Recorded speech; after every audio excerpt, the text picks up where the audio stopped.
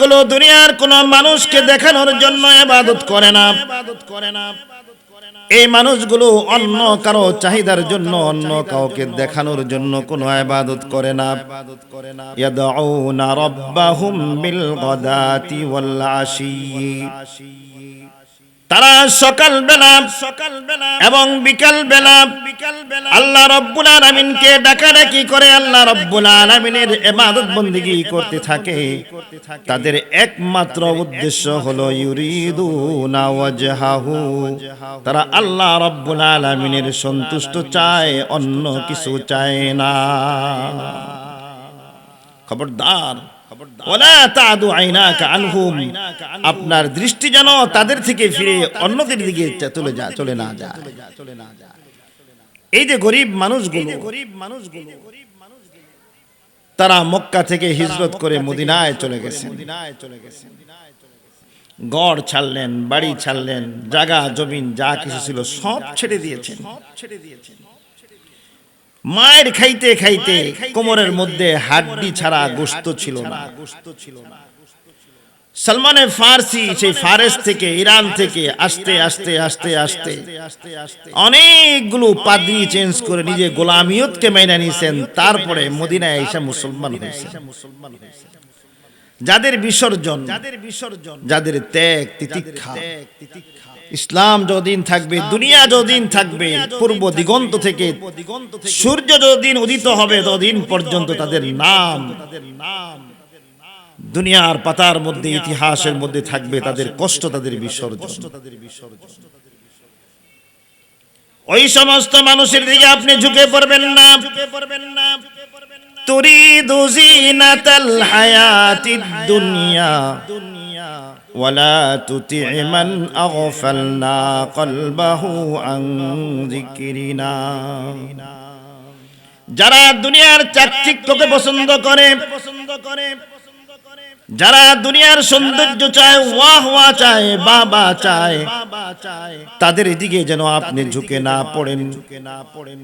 আপনার দিলটা যেন গাফিলদের অন্তর্ভুক্ত না হয়ে যায়। একমাত্র আপনি, যারা আপনাকে দুঃখের দিনে, সুখের দিনে সব জিনিস আপনার জন্য উজাড় করে দিয়েছে, খবরদার তাদের সঙ্গ আপনি এক সেকেন্ডের জন্য আপনি ছেড়ে দিবেন না। তাদের কাছে কিছু ছিল না, কোন সম্পদ ছিল না, একেবারে খালি হাত। কিন্তু তাদেরকে আল্লাহ রাব্বুল আলামিন এমন সম্পদ দান করেছিলেন।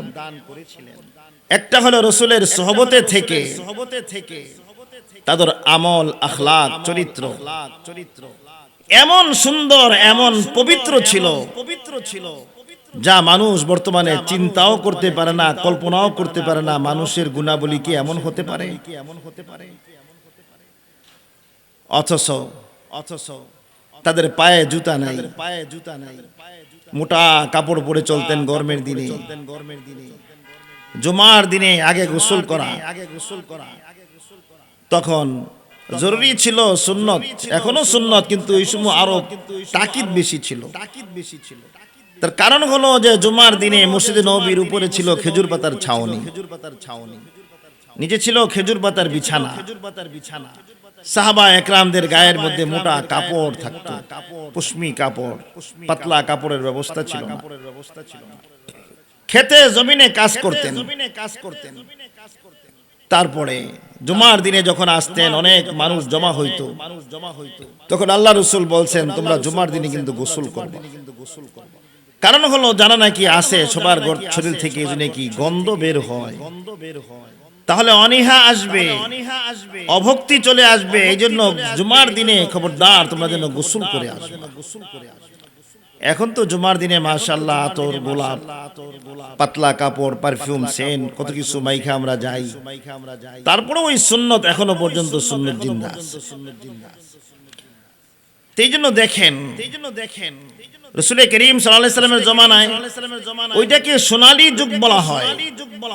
আমরা বর্তমানে সব দিক দিয়ে আগে বাড়ছি, কিন্তু আমাদের আখলাক, আমাদের চরিত্র, আমাদের সব জিনিসগুলিকে আমরা একবার বিবেচনা করি, তাহলে আমরা কোথায় আর ওনারা কোথায়। দেখেন আমাদের মধ্যে আসলে ভালো মানুষ পাওয়া বড় মুশকিল। সাহাবা একরামের জিন্দেগি দেখেন। ওমর রাদিয়াল্লাহু তাআলা আনহু যখন নাকি খেলাফত গ্রহণ করলেন, আবু বকর রাদিয়াল্লাহু তাআলা আনহু 2 বছর 3 মাসের মতো ক্ষমতায় ছিলেন, ইন্তেকাল করলেন। তারপরে হযরত ওমর রাদিয়াল্লাহু তাআলা আনহু যখন খলিফা হলেন, তখন তার খেলাফতের মধ্যে সর্বপ্রথম যে বিচার তার আদালতে আসছে, সেই বিচারটা ছিল একটা আজীব বিচার। একজন আরেকজনের কাছে জমি বিক্রি করছে। এখন জমি বিক্রি করার পরে যিনি বিক্রেতা তিনি জমি বিক্রি করে দিয়েছেন, ঝামেলা শেষ। আর যিনি জমিন ক্রয় করলেন, তখন উনি জমিনে যখন চাষাবাদ করার জন্য গেছেন, তখন যাইয়া চাষাবাদ করতে যাইয়া একটা খাজানা অর্থাৎ মাটির নিচে কিছু স্বর্ণ মুদ্রার একটা কলসি পাইছে। যখন এই কলসকে পাইছেন, তিনি চিন্তা করলেন এটা তো আমার না। উনি তাড়াতাড়ি জমিনের মালিককে খবর দিছেন যে ভাই আপনি তাড়াতাড়ি আসেন। কি ব্যাপার? বললো যে এই যে জমিন আমার কাছে বিক্রি করছেন, আমি আপনার কাছ থেকে জমিন কিনছি, এই স্বর্ণ মুদ্রা তো আমি কিনি, আপনি নিয়ে যান। উনি বললেন যে দেখেন, আমি আপনার কাছে জমিন বিক্রি করছি, তার মানে জমিনের মধ্যে যা কিছু আছে সব আপনার কাছে বিক্রি করি। কথা ঠিক না? ওনার জায়গায় যদি নাকি আমরা থাকতাম, কেউ যাতে না জানে, জমিনওয়ালা যাতে টের না পায়, গোপনে নিয়ে এমন জায়গার মধ্যে রাখতাম 2-4-5 বছর যাতে কেউ টেরই না পায়। কথা ঠিক না? গোপনীয় ভাবে এটাকে লুকায় রাইখা তলে তলে তালাশ করতাম কোন দোকানে 1-2টা বের করে বেচা যায়, পুলিশ যাতে টের না পায়। কিন্তু উনি কি করলেন? তাড়াতাড়ি করে ডাকলেন। ক্রেতা জমিনের মালিককে ডাক দিয়া বলেন, শোনেন, আমি আপনার কাছ থেকে জমিন কিনেছি, আমি আপনার কাছ থেকে স্বর্ণ মুদ্রা কিনি নাই। এই মালটা আপনার, আপনি তাড়াতাড়ি করে নিয়ে যান। জমিনের মালিক বলে এই মালটা আমার নয়, জমিন যখন নাকি বিক্রি করে দিয়েছি, তার সাথে জমিনের মধ্যে যা কিছু আছে সব কিছুই বিক্রি করে দিয়েছি। যা কিছু আছে সব আপনার, এটা আমার না। উনিও কয় আমার না, উনিও কয় আমার না। আর আমরা হইলে কইতাম এটা আমার, এটা আমার। লাগতুনি মারামারি। এখন আমার না এই কথা বলা লাগছে দুজনের ধাক্কা। তখন এই বিচার হযরত ওমর রাদিয়াল্লাহু তাআলা আনহু পর্যন্ত যায় পৌঁছে। হযরত ওমর রাদিয়াল্লাহু তাআলা আনহু তিনি ডাক দিয়া বললেন, যেদিকে আসো, সমস্যা কি তোমাদের? জমিনের মালিক বলেন যে আমিরুল মুমিনিন, এটা জমিন বিক্রি করে দিছি তার কাছে, এটার মধ্যে কি আছে না আছে সব কিছুই তার কাছে আমি বিক্রি করেছি, এটা আমার না। ক্রেতা বলতেছেন আমিরুল মুমিনিন, জমিন কিনছি তার কাছ থেকে, আমি স্বর্ণ মুদ্রা কিনি নাই। আবার লাগছে ঝগড়া। তা আমিরুল মুমিনিন চিন্তা করলেন কি করা যায়। তো আমিরুল মুমিনিন তখন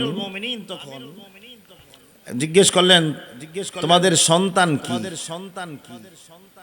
একজন বলল যে আমার ছেলে আছে, উনি বলল আমার মেয়ে আছে। বয়স কি? বিবাহের উপযুক্ত। তোমার মেয়ে বিবাহের উপযুক্ত। আমিরুল মুমিনিন ডাক দিয়ে বললেন, যাও তোমার ছেলেকে নিয়ে আসো আর তুমি তোমার মেয়েকে নিয়ে আসো। দুইজনকে একসাথে এনে মজলিসের মধ্যে বিবাহ পড়ায়া দিলেন। আর ছেলে এবং মেয়ের হাতে সেই স্বর্ণ মুদ্রার কলসটা উঠাই দিয়া বললেন, যাও এটা তোমারও না, যাও তোমাদেরকে দিয়ে দিলাম, এটা দিয়ে বিক্রি করে সংসার চালাও। তারা ছিলেন ওই জগতের মানুষ, ওই যুগের মানুষ যারা কোনোভাবেই চিন্তা করছে যে আমি জমিন কিনছি, জিনিস তো কিনি নাই, এটা আমার জন্য হালাল হবে না। উনি চিন্তা করছেন বিক্রি করছি মানে সব বিক্রি করে দিয়েছি, এটা আমার জন্য হালাল হবে না। কতটুকু বিচক্ষণতা, কতটুকু চিন্তা যে আমার এই স্বর্ণ মুদ্রা নেওয়ার দ্বারা আমার আখিরাত নি বরবাদ হয়ে যায়। এই জন্য কেউই নিতে রাজি না। তাদের মধ্যে দেখেন কিরকম জজবা ছিল, তাদের মধ্যে কিরকম ছিল, আখিরাতকে কিরকম প্রাধান্য দিয়েছেন। আমার দুনিয়া শেষ হয়ে যাক, কিচ্ছু আসে যায় না। আজকে যে লোকটা সকাল থেকে নিয়ে এই পর্যন্ত এক গ্লাস পানিও খাইতে পায় নাই, রাস্তার কিনারে শুয়ে আছে, ঘুমিয়ে আছে, কাপড় ছাড়া, কোন রকমের খাবার ছাড়া, কোন রকমের চিজ ও আসবাব ছাড়া, তার জন্য সন্ধ্যা হয়ে গিয়েছে, দিন পার হয়ে গিয়েছে। আর যে লোকটা 5 স্টার হোটেলে ছিল, বিভিন্ন রকমের গুনার মধ্যে লিপ্ত ছিল, তার জন্য তো আজকে সন্ধ্যা হয়েছে। পার্থক্য শুধু এতটুকু, খাওয়ার দ্বারা এই দিন আজকে, না খাওয়ার দ্বারা দিন তার জন্য থেমে থাকে নাই, গুনাহ করার দ্বারাও দিন থেমে থাকে নাই। আর যে লোকটা আজকে ফজর থেকে নিয়ে এশা পর্যন্ত 5 ওয়াক্ত নামাজ পড়েছে, কোরআন শরীফের তেলাওয়াত করেছে, জিকির ও আজকার করেছে, সাধ্য মোতাবেক যতটুকু পরিমাণ আমল করার দরকার করেছে, তার জন্য সন্ধ্যা হয়েছে। একজনের জন্য জাহান্নাম প্রজ্বলিত হলো, আরেকজনের দিনের আমলের মাধ্যমে তার জন্য জান্নাত সুসজ্জিত হলো। কথা ঠিক না? দিন তো একটাই, সূর্য তো একটাই। এর মধ্যে কেউ কামাই করতেছে আখিরাত, কেউ কামাই করতেছে দুনিয়ার মধ্যে গুনাহ আর গুনাহ, গুনাহ আর গুনাহ। বর্তমান আমাদের দেশের যা অবস্থা, বাচ্চাদের কথা বলে, কেউ যদি কি বলা হয় যে আপনার ছেলের কি অবস্থা, আরেকজন বলে যে এর ছেলে প্রতিবন্ধী, আপনি চেতে দেবেন আমার ছেলে ভালো সুস্থ, স্কুলে পড়ে লেখাপড়া করে, প্রতিবন্ধী বলেন কেন? বলে আপনার ছেলে তো নেশাগ্রস্ত, বলে জীবনে কোনোদিন মদ খায় নাই, সিগারেট খায় নাই, বিড়ি খায় নাই, কোন রকমের কিচ্ছু খায় নাই, আপনি তাকে নেশাগ্রস্ত বললেন কেন? কিন্তু যাকে জিজ্ঞাসা করান যে খালি মদ জুয়ার বাবা খাইলেই কি আপনার নেশাগ্রস্ত হয়? যেই ছেলে আপনার ভাত খায় না মোবাইল ছাড়া, যেই ছেলে আপনার ঘুমায় না মোবাইল ছাড়া, যেই ছেলে আপনার বাসার থেকে যে কোনো জায়গায় যায়, রাস্তায় বসে থাকে, টিউবলাইটের নিচে বসে থাকে, লাইট পোস্টের নিচে বসে থাকে, 10 জন 20 জন বসে থাকে, 24 ঘন্টার মধ্যে তার ঘুম ছাড়া রাত 3টা পর্যন্ত যে মোবাইল টিপে, তাকে আপনি নেশাগ্রস্ত বলবেন না কি বলবেন? শুধু এই শব্দটা ব্যবহার করা বাকি আছে। এমন কোন ফ্যামিলি নাই যেই ঘরের মধ্যে এই নেশা ঢুকে নাই। জীবন যৌবন সব শেষ হয়ে গেছে, টেকনোলজি আমাদের হাতে আসলো, আমাদের আমল আখলাক কোথায়?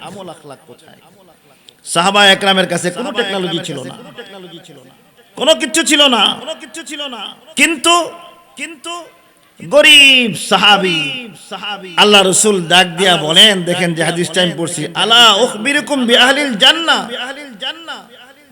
আমি কি তোমাদেরকে জান্নাতবাসীদের সম্পর্কে কি খবর দিব না? সাহাবা একরাম মুতাওয়াজ্জু হইলেন, রাসূল বললেন কুল্লু যায়িফিন মুতাযায়িফিন, প্রত্যেক দুর্বল মানুষ যাকে দুর্বল মনে করা হয়, সব জায়গার মধ্যে তো দুর্বল মানুষ আছে না? কেউ অর্থের দিক দিয়ে দুর্বল, কেউ জমি জমার দিক দিয়ে দুর্বল, কেউ ক্ষমতার দিক দিয়ে দুর্বল, কেউ এলাকার মধ্যে খানা পায় না, গরিব ভাবে কোনো মতন চলে, এরা দুর্বল। আল্লাহ রাসূল বলেন এই লোকটা সমাজের মধ্যে আমরা দেখি বড় দুর্বল, সমাজের মধ্যে তার কোনো স্ট্যাটাস নাই, তার কোনো স্টেজ নাই, তার কোনো ব্যক্তিত্ব নাই, মজলিসের মধ্যে বসলে তাকে কেউ চেয়ার দেয় না, কারো বাড়িতে বিবাহের প্রস্তাব পাঠাইলে তাকে কেউ মেয়েও দেয় না, কোন সম্মানিত সম্মান ভালো ভদ্র পরিবেশের মধ্যে ঢোকার জন্য তাকে অনুমতি দেয় না। কিন্তু আল্লাহ রাব্বুল আলামিনের কাছে এই দরিদ্র মানুষটা এমন দামি লাউ আকসামা আলাল্লাহি লা আবাররাহু। সে যদিও গরিব মানুষ, দুনিয়ার চিজ আসবাব তার কাছে নাই, যদি সে কোনো কসম খেয়ে ফেলে আল্লাহ রাব্বুল আলামিন তার কসমটা নষ্ট না হয় আল্লাহ তাকে বরী করে দেন। গরিব মানুষ, তার কোনো মূল্য মানুষের কাছে নাই। যদি কসম খেয়া ফেলায় তাহলে আল্লাহ রাব্বুল আলামিন তার কসম যাতে নষ্ট না হয়, হানেস না হয়ে যায়, আল্লাহ তার ব্যবস্থা করে তাকে কসমের হানেস থেকে বাঁচায়। যেমন হযরত বিলাল রাদিয়াল্লাহু তাআলা আনহু আমরা সবাই চিনি এবং জানি। গরিব মানুষ ছিলেন, গোলাম ছিলেন, গোলামের ছেলে গোলাম ছিলেন, মাও বান্দি ছিলেন। কিন্তু আল্লাহর নিকট এমন দামি ছিলেন মুয়াজ্জিন সাহেবরা কিন্তু ইমাম সাহেবের খোঁজ খবর রাখে খুব বেশি, ঠিক না? ফজরের সময় অনেক সময় আজান দিয়া যায়, হুজুরের রুমে খবর নেই, হুজুর আজান হয়ে গেছে, উঠতেন না, তোমাদের টাইম কাছে গেছে, হুজুর লাভ দিয়ে উঠা যায়। আবার ঘরে যায় দেখে হুজুর কি অবস্থায় আছে, অসুস্থ না সুস্থ। বিলাল রাদিয়াল্লাহু তাআলা আনহু রাসূল করিম সাল্লাল্লাহু আলাইহি সাল্লামের মুয়াজ্জিন ছিলেন, খাদেম ছিলেন। সফরে যাইতেন, যেদিক যাইতেন রাসূল সাল্লাল্লাহু আলাইহি সাল্লামের সাথে থাকতেন। রমজান মাসে রাসূল সেহরি খাইতেছেন, এমন সময় আর অনেক টাইম বাকি, হযরত আলী রাদিয়াল্লাহু তাআলা আনহু সামনাসামনি বসে দুজনে খাইতেছেন। সেহরির টাইম বেশ অনেক সময় বাকি আছে। হযরত বিলাল গুরুন্দা যায় কয়, ইয়া রাসূলুল্লাহ, সেহরির সময় তো শেষ। তো রাসূল বলেন যে আচ্ছা, কইয়া গেছে গা। হযরত আলী আর রাসূল খাইতেছেন, এখনো আধা ঘন্টার চেয়ে বেশ লম্বা সময় বাকি আছে। হযরতে বিলাল কিছুক্ষণ পরে গুরুন দিয়ে এসে ডাক দিয়ে বললেন, ইয়া রাসূলুল্লাহি, আল্লাহর কসম খেয়ে বলি সেহরির সময় শেষ হয়ে গিয়েছে, আর একটা লোকমাও খাবেন না, সেহরির সময় শেষ। হযরতে বিলাল এই কথা জানে না যে এখনো লম্বা সময় বাকি আছে, আরো দুই একবার যদি নতুন করে খানা খাইতে চায় তাও খানা খাইতে পারবে। কিন্তু কসম খেয়ে ফেলছে, ইয়া রাসূলুল্লাহি, আল্লাহর কসম খেয়ে বলি সেহরির সময় শেষ হয়ে গিয়েছে। আল্লাহ রাসূল ডাক দিয়ে বললেন, আলী, আর একটা লোকমাও মুখের মধ্যে উঠাইবা না। হযরতে আলী ডাক দিয়ে বললেন, ইয়া রাসূলুল্লাহ, সময় তো এখনো অনেক বাকি, কেন লোকমা খাবো না? আল্লাহ রাসূল ডাক দিয়া বলেন, আলী রে, সময় বাকি ছিল, তুমি বিলালকে চিনো না, বিলালের মর্যাদা এবং ইজ্জত আল্লাহ রাব্বুল আলামিনের কাছে কত মাকবুল, আল্লাহর কাছে তিনি কত প্রিয় বান্দা। হযরতে বিলাল কসম যখন খেয়ে ফেলছে, তার কসম যাতে নষ্ট না হয়ে যায়, এই জন্য আল্লাহ রাব্বুল আলামিন সময়কে টেনে সেহরির সময় শেষ করে দিয়েছেন, আর একটা লোকমাও খাবে না। জমিনের মধ্যে হযরতে বিলাল গোলাম, ইবনে গোলাম। ওইদিন কিতাবের মধ্যে পড়লাম, হযরত আবু বকর রাদিয়াল্লাহু তাআলা আনহু যার মাকাম, যার মর্যাদা রাসূলের পড়ে, অর্থাৎ যত মানুষ পৃথিবীতে আসছে এবং আসবে, রাসূলের পরে সবচেয়ে ইজ্জত হলো হযরত আবু বকর রাদিয়াল্লাহু তাআলা। একদিন কোন কথার পরিপ্রেক্ষিতে হযরত বিলালকে বলে বলছেন, ইয়া ইবনুল আমাতি, কোন একটা পরিপ্রেক্ষিতে, অর্থাৎ হে বান্দির ছেলে, এই কথা বলে ফেলছেন। এইটা আপনার পাকিস্তানের জুলফিকার আলী নকশবন্দি মাদ্দাজিল্লাহুল আলী তার কিতাবের মধ্যে নকল করছেন। ইয়া ইবনুল আমাতি এই কথা বলে ফেলছেন। হয়তো বিলাল এই কথা শোনার পরে চোখ দিয়ে পানি বের হয়ে গেছে। তিনি এত কষ্ট পাইছেন, মনে এত কষ্ট পাইছেন, তিনি রসুলের কাছে যায় বৈশা বৈশা জিম মেরা বৈশা গেছে। রসুল বললেন, বিলাল মনটা খারাপ কেন? কি হয়েছে তোমার? হযরতে বিলাল চোখের পানি ছেড়ে দিয়ে বললেন, ইয়া রাসূলুল্লাহ, আমি জীবনও কোনোদিন এই চিন্তাও করতে পারি নাই হযরতে আবু বকর আমাকে এমন একটা কথা বলবেন। জিজ্ঞাসা করলেন, আবু বকর কি বলেছে বলো। হযরতে বিলাল মুখ দিয়ে বলতে পারতেছিলেন না যে আমি এই কথাটা কিভাবে বলি। ব্যক্তিত্ব হলো হযরত আবু বকর, আর আমি একজন গোলাম। হযরত আবু বকর আমাকে এই কথাটা বলবে আমি কোনোদিন কল্পনাও করি নাই। রাসূল বললেন, কি বলেছে তুমি একটুখানি বলো। আবারও তিনি বড় কষ্টে কথাটা বললেন, ইয়া রাসূলুল্লাহ, হযরত আবু বকর তিনি আমাকে ইয়া ইবনা আমাতি, ইবনাল আমাতি, বান্দির ছেলে বলে আমাকে ডাক দিয়েছেন। সবাই বলে বলুক আবু বকর কেন বলল। আল্লাহ রাসূল ইমার্জেন্সি ভাবে হযরত আবু বকরকে ডাকলেন।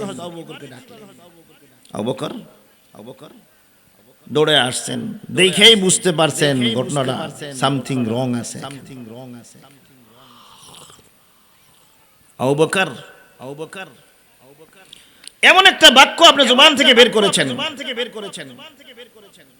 সারা সমুদ্রের পানিগুলোকে যদি মধুর মতো বৃষ্টি করা হয়, আর তার মধ্যে যদি আপনার কথাটাকে আপনি ছেড়ে দেন, তাহলে সমস্ত সমুদ্রের পানিগুলো এক কথার বিনিময়ে সব তিতা বিষাক্ত হয়ে।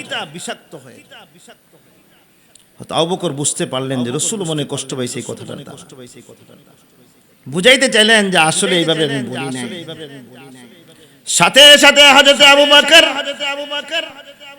হযরত বিলাল যদিও গোলাম ছিলেন, মাকাম আল্লাহর কাছে বড় বড় মাকাম ওয়ালা, সাথে সাথে ক্ষমা চাইলেন, মাফ চাইলেন। বিলাল বললেন, আমি মনে যা কষ্ট ছিল, বেদনা ছিল, আমি আল্লাহর রাসূলের কাছে সহ্য না করতে পেরে আমি বলেছি, আপনার অনুতপ্ত হতে হবে না, আমি সব কিছু মাফ করে কলবটা দিলটা একটা সাফ করে ফেলেছি, কোনো বেদনা নাই।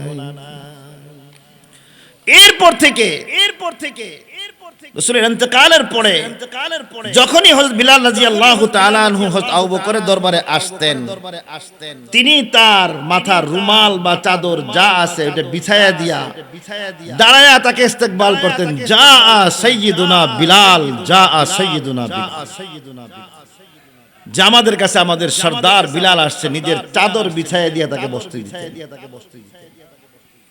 হযরত ওমর রাদিয়াল্লাহু তাআলা আনহুর জামানা আসছে, তখন হযরত বিলাল রাদিয়াল্লাহু তাআলা আনহুকে যখন নাকি দেখতেন, তখন বলতেন, হাজা সাইয়্যিদুনা বিলাল, তিনি আমাদের সরদার, তিনি হলেন আমাদের সরদার বিলাল। দেখতে কালো, চেহারা ভালো না হয়ে যায়। আল্লাহ রাব্বুল আলামিন সময়কে কমায় দেয়া বলছেন, সময় শেষ। বিলালের কসম, ঠিকঠাক তোমাদের সময় শেষ হয়ে যাবে। দুনিয়ার সম্পদ ছিল না, আখলাক ছিল, চরিত্র ছিল। আল্লাহ রাসূল মদিনার রাস্তা দিয়া বাজার দিয়ে একদিন যাইতেছেন। বাজারের মধ্যে অনেক মানুষ থাকে। জাহের নামে একজন কালো মানুষ, গোলাম, আফ্রিকান মানুষ আছে না, কালো গোলাম মানুষ, হয়তো জাহের এক জায়গার কোনার মধ্যে দাঁড়ায় রয়েছে। তখন রাসূল করিম সাল্লাল্লাহু আলাইহি সাল্লাম বাজার দিয়া হাঁটিয়ে যাইতেছেন, মদিনার বাজার দিয়া। দেখেন যে হযরত জাহের কোনার মধ্যে দাঁড়ায় রয়েছে। আল্লাহ রাসূল পিছন দিক দিয়ে যায় চোখ ধরছেন। আমগো দিকে অনেক সময় চোখ ধরি না, নাম না কোয়া পর্যন্ত ছাড়ে না, যতই পারাপারি করুক সারাসারি নাই। হাতে টিপে পায়ে টিপে এটা দেখে নাক দেখে মিলাইতে পারে কিনা। আল্লাহ রাসূল মদিনার বাজারের মধ্যে কোন ধনী ব্যক্তির দোকানে ঢুকেন নাই। আল্লাহ রাসূল মদিনার বাজারের মধ্যে বড় কোন ব্যবসায়ীর কাছে যান নাই। আল্লাহ রাসূল দেখলেন কোনার মধ্যে হযরতে জাহের রাদিয়াল্লাহু তাআলা আনহু একজন গোলাম মানুষ দাঁড়িয়ে আছেন। পিছনের দিক থেকে গিয়ে যখন নাকি চোখ ধরলেন, হযরত জাহের রাদিয়াল্লাহু তাআলা আনহু প্রথম ছুটাছুটি করার জন্য বড় চেষ্টা করেছেন। নামও বলতে পারেন না, রাসূলও কোনো কথা বলেন না। কিছুক্ষণ পরে আল্লাহ রাসূল বলেন, মাইয়াশতারিল গোলাম, এই গোলামকে কে কিনবে? এবার হযরতে জাহের রাদিয়াল্লাহু তাআলা আনহু তিনি বুঝতে পারছেন এটা দুনিয়ার অন্য কেউ নয়, এটা তো হলো রাসূল করিম সাল্লাল্লাহু আলাইহি ওয়াসাল্লাম। আওয়াজ শুনে বুঝতে পারছেন সরকারে দো আলম তাজদারে মদিনা আহমদ মুস্তাফা মুহাম্মদ সাল্লাল্লাহু আলাইহি ওয়াসাল্লাম। এতক্ষণ হযরতে জাহের রাদিয়াল্লাহু তাআলা আনহু ছুটার জন্য পারাপারি করছেন। এখন হুজুর সাল্লাল্লাহু আলাইহি ওয়াসাল্লামের পিঠের সাথে পেটের সাথে তার পিঠ লাগানোর জন্য বড় কাছে কাছে ঘষাঘষি করতেছে। আল্লাহ রাসূল ডাক দিয়া বলেন, মাইয়াশতারি হাযাল গোলাম, এই গোলামকে কে ক্রয় করবে? হযরত জাহের রাদিয়াল্লাহু তাআলা আনহু ডেকে বললেন, ইয়া রাসূলুল্লাহ, আমি একজন দুর্বল মানুষ, এই গোলামটা মদিনার বাজারের মধ্যে নিয়ে বিক্রি করলে আপনি আর কয় টাকা পাবেন? কয় দিনার পাইবেন? কয় দিরহাম পাইবেন? কয় টাকা পাবেন? আমার তো দাম খুব বেশি না। হযরত জাহের এবার আল্লাহ রাসূলকে বড় চাপায়া ধরতেছে। সে জানে যে আল্লাহ রাসূলের সাথে যদি নাকি আমি বেশি শরীরটা লাগাইতে পারি, যাকে দূর থেকে একবার দেখলে পরে জাহান্নামের আগুন হারাম হয়ে যায়, তার শরীরটা যদি আমার সাথে লাগে তাহলে এই শরীর তো জাহান্নামের আগুনে যাবে না। এখন খুব চাপাইতেছে, চাপায়া আল্লাহ রাসূল চোখ ছেড়ে দিয়ে বললেন, জাহের শোনো, মদিনার বাজারের মধ্যে তোমার কোনো দাম না থাকতে পারে, তোমার কোনো কিমত না থাকতে পারে, মানুষ তোমাকে ভালো দামে নাও কিনতে পারে, কিন্তু তুমি কি জানো তোমার মূল্য এবং দাম আল্লাহ রাব্বুল আলামিনের দরবারে কত বেশি? তুমি জানো তোমার দাম, তোমার কদর আল্লাহ রাসূলের কাছে, আল্লাহর কাছে কত বেশি? দুনিয়ার মানুষ তোমাকে চিনে না, আমি চিনি তুমি কি জিনিস।